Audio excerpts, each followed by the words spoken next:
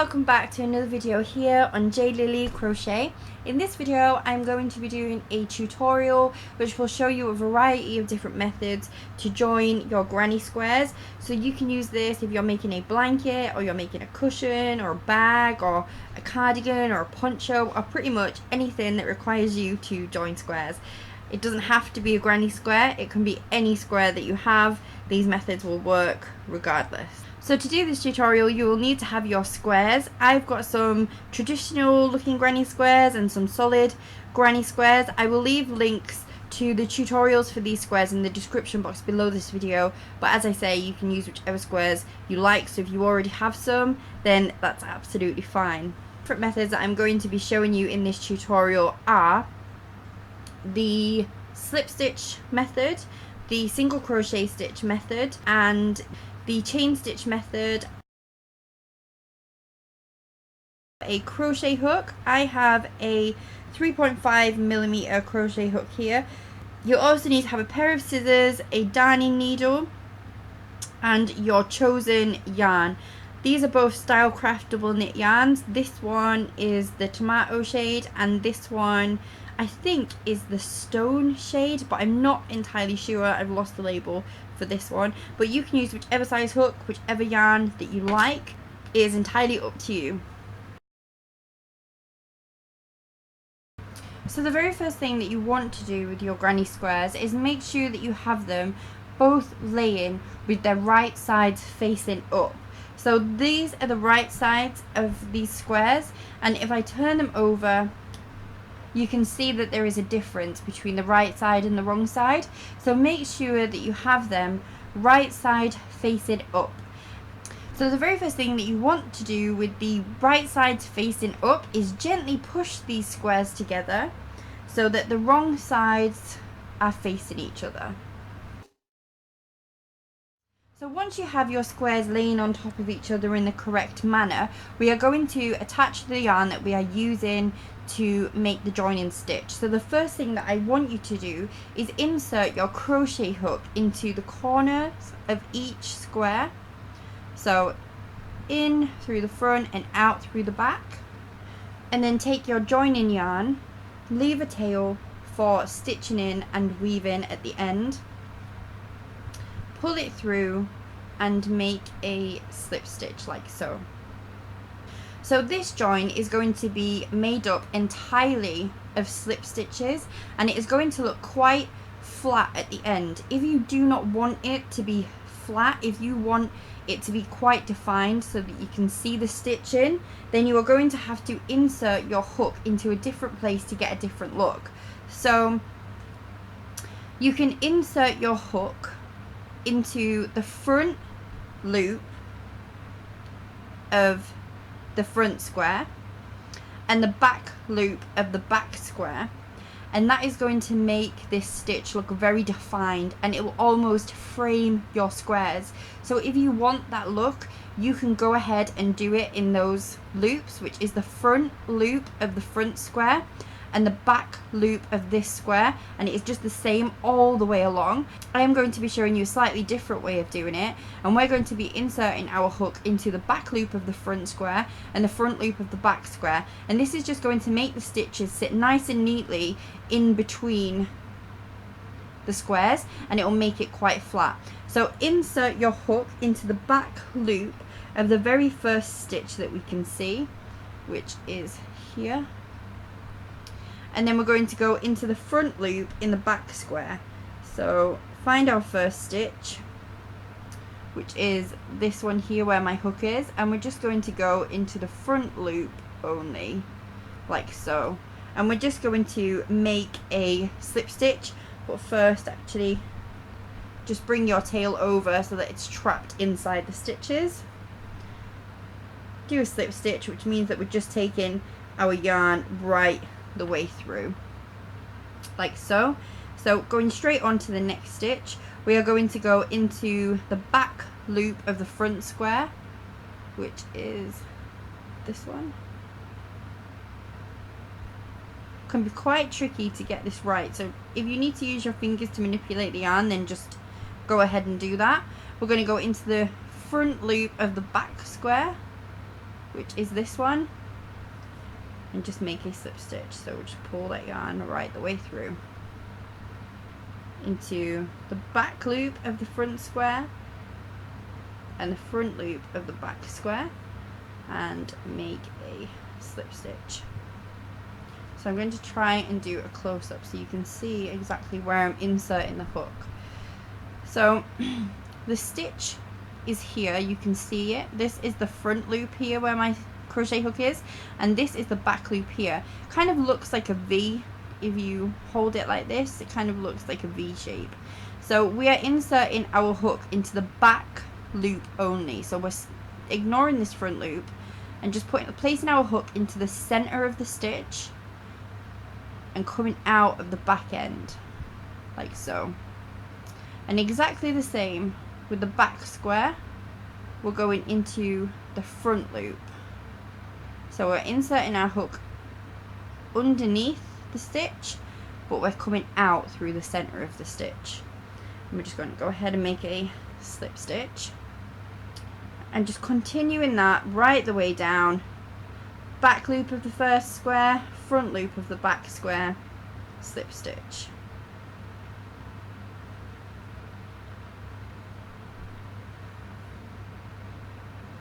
Like so. And if you can just continue in this exact same method right the way down until you've reached the end of this line, and then I will meet back up with you at the very end.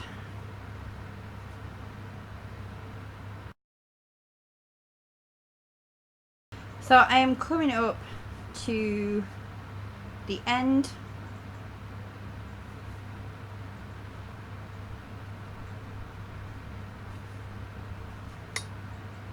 When you reach the corner stitch, just insert your hook right the way through it. So just go right the way through and just make a slip stitch like so. Take your scissors, snip the yarn, leave a tail for darning in, and then just take your crochet hook and pull. So once you have finished, this is how your join will look, and it should sit nice and neatly in between those squares. It is a really nice technique, this one. If you use the same colour yarn as your squares, you really wouldn't be able to see it all that much at all. And then you can go ahead and take your darning needle, weave in your ends, and just continue to join your squares in this method.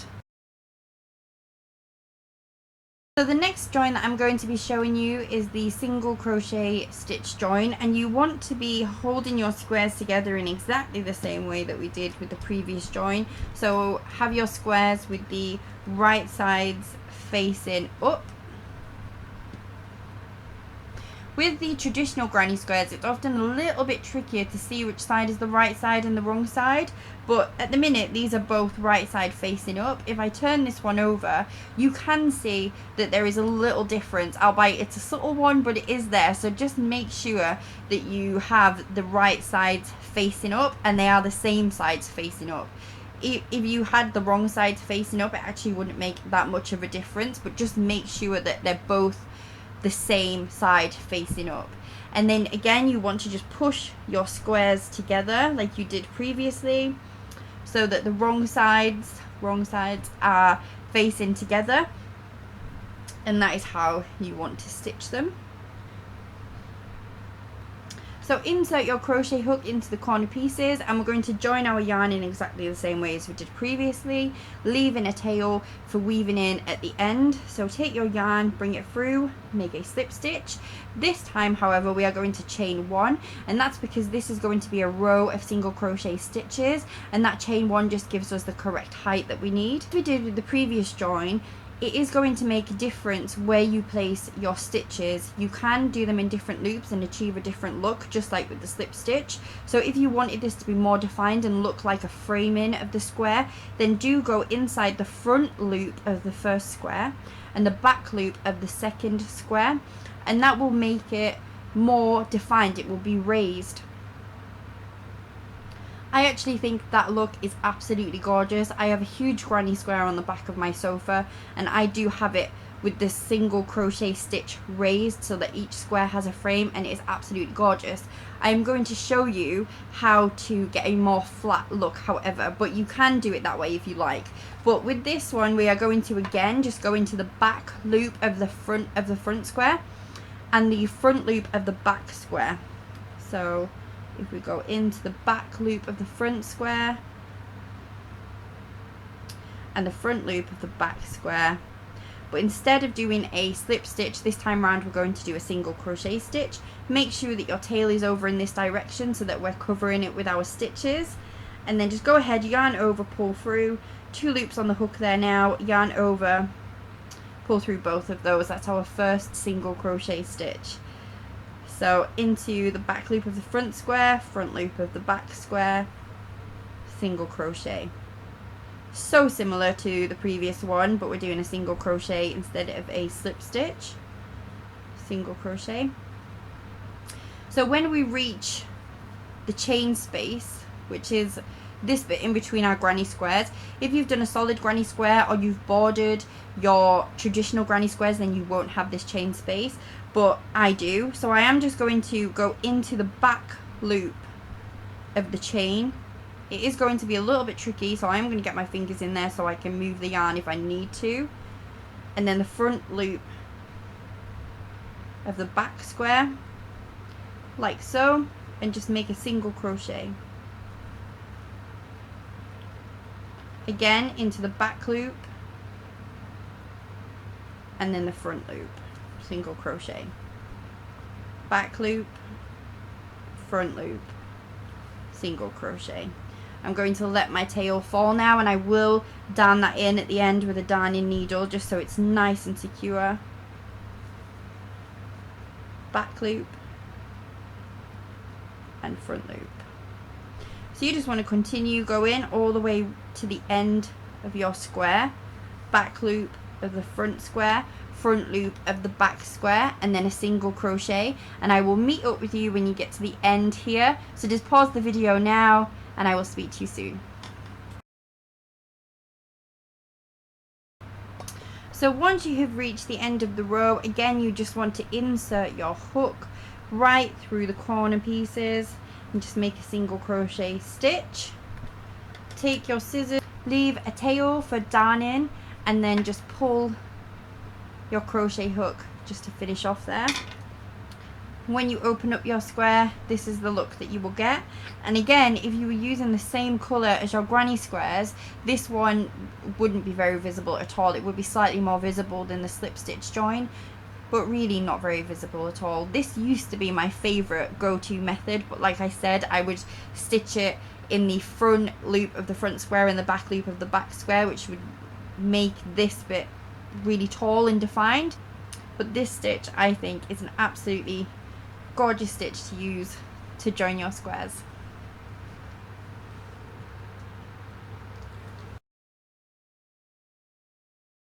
So moving on to the final method that I'm going to be showing you. This one is my absolute favourite at the minute. I am using it for absolutely everything that I can possibly think of, and this is the chain stitch method. It is extremely easy to do and it is so beautiful when it's finished. So in exactly the same way that we have with the previous methods, we are going to place our squares right side up, push them together so that the wrong sides are facing each other,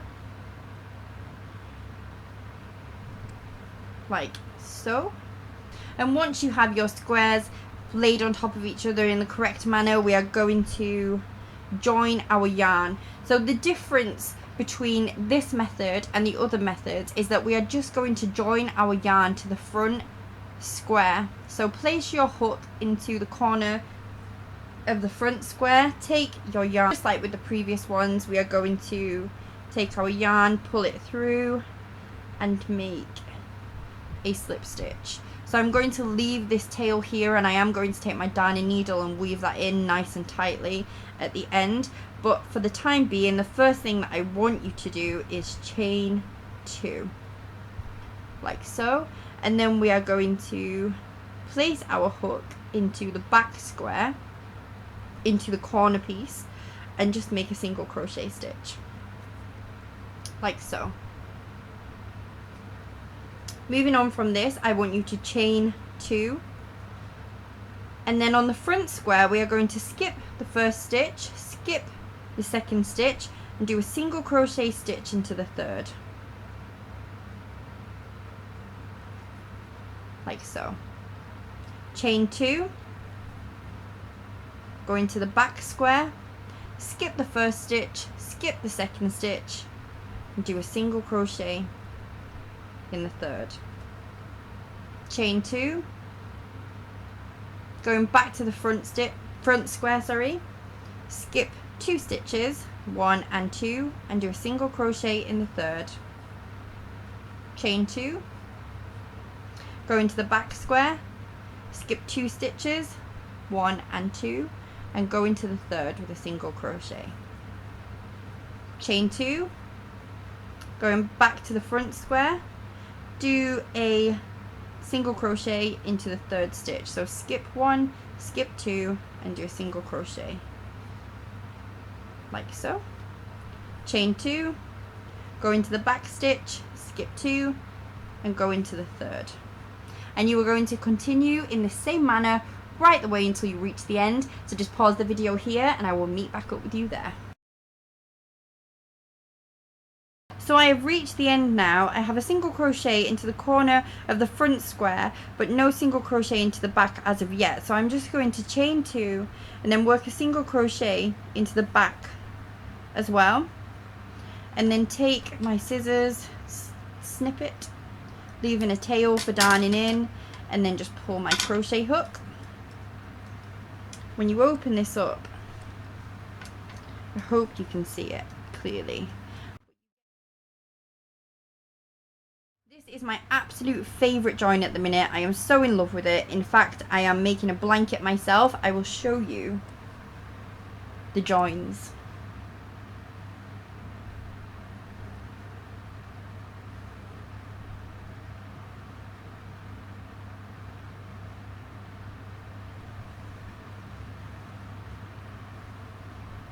So you can see when it is done in the same colour, it has the most beautiful effect. Thanks so much for watching this video, guys. I really hope that it's been helpful and I hope that you've enjoyed it. If you have, please give me a thumbs up and subscribe to my channel for future video updates. If you're interested in keeping up with what I'm doing, what I'm crocheting, what I'm making, or if you just want to have a chat with me, ask me a question, whatever, then please do come find me on Facebook. I will leave the links in the description box below this video. Thanks a lot, guys. Have a great day. Bye.